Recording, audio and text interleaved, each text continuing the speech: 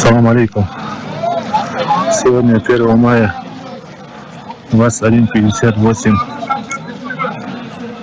Сегодня 1 мая со стороны Кыргызской республики, со стороны Таджикской республики был подписан о прекращении огня.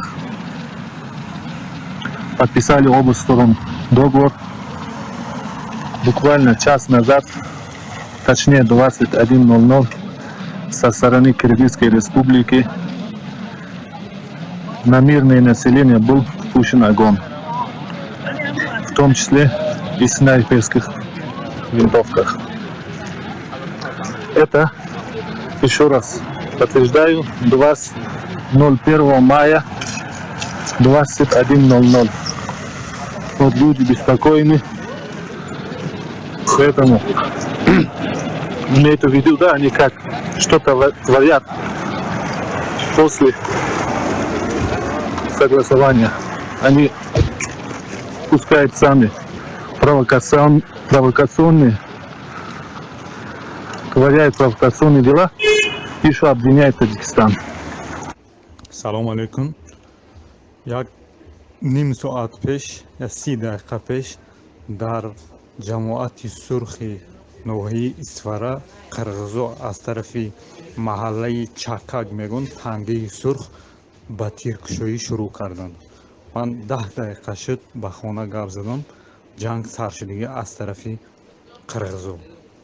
Assalomu alaykum va rahmatullohi va barakatuh shariko va yana chashuvchini so'z kafet o'zimana kafon. Assalomu alaykum. Aka Sharofiddin Gadoyev. Hozir xabar omad, mo az rayoni Sur gap zadim. Chorku megum ki hamon usun rayoni Soya Kafondan. Janga sar kardan megum bu. گفته هستم که و یعنی چاستی همین aynı توجیکوی طرفی همین سویاندا اونجا کافونده هم криши амки рабиҷонба снайпер кати зада аз кӯчи машти вайсхони болотар ашохони мурода нокиди қатӣ.